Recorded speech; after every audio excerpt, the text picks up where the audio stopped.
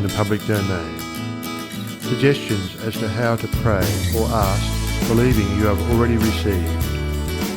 Scientific thinking, positive thought. Suggestions for practical application.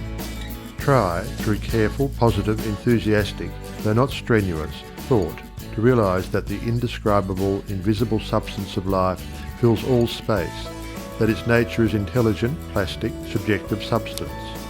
5 o'clock in the morning is the best time to go into this sort of meditation.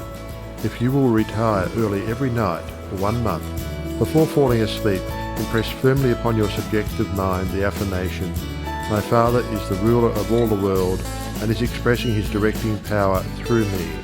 You will find that the substance of life takes form in the moulds of your thoughts. Do not accept the above suggestion simply because it is given to you.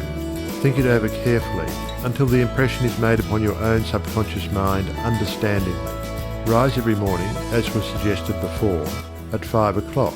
Sit in a quiet room in a straight-backed chair and think out the affirmation of the previous evening, and you will realize and be able to put into practice your princely power with the realization, to some extent at least, that your mind really is a center through which all the creative energy and power there is taking form.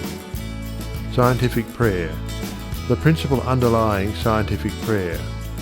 In prayer for a change in condition, physical, mental or financial, for yourself or another, bear in mind that the fundamental necessity for the answer to prayer is the understanding of the scientific statement.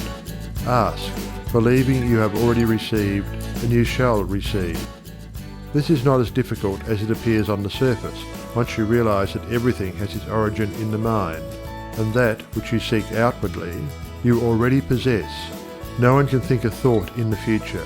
Your thought of a thing constitutes its origin. Therefore, the thought form of the thing is already yours as soon as you think it. Your steady recognition of this thought possession causes the thought to concentrate, to condense, to project itself, and to assume physical form. To get rich through creation. The recognition or conception of new forces of wealth is the loftiest aspiration you can take into your heart, for it assumes and implies a furtherance of all noble aims. Items to be remembered about prayer for yourself or another. Remember that which you call treatment or prayer is not, in any sense, hypnotism. It should never be your endeavour to take possession of the mind of another. Remember that it should never be your intention to make yourself believe that which you know to be untrue. You are simply thinking into God or First Cause with the understanding that, if a thing is true at all, there is a way in which it is true throughout the universe. Remember that the power of thought works by absolutely scientific principles. These principles are expressed in the language of the statement, "As a man thinketh in his heart, so is he."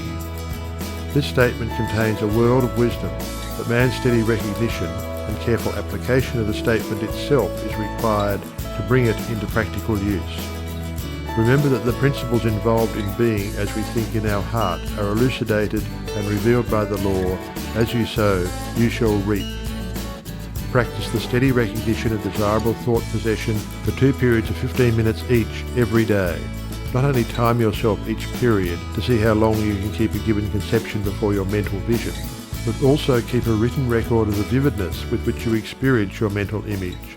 Remember that your mental senses are just as varied and trainable as your physical ones. 3.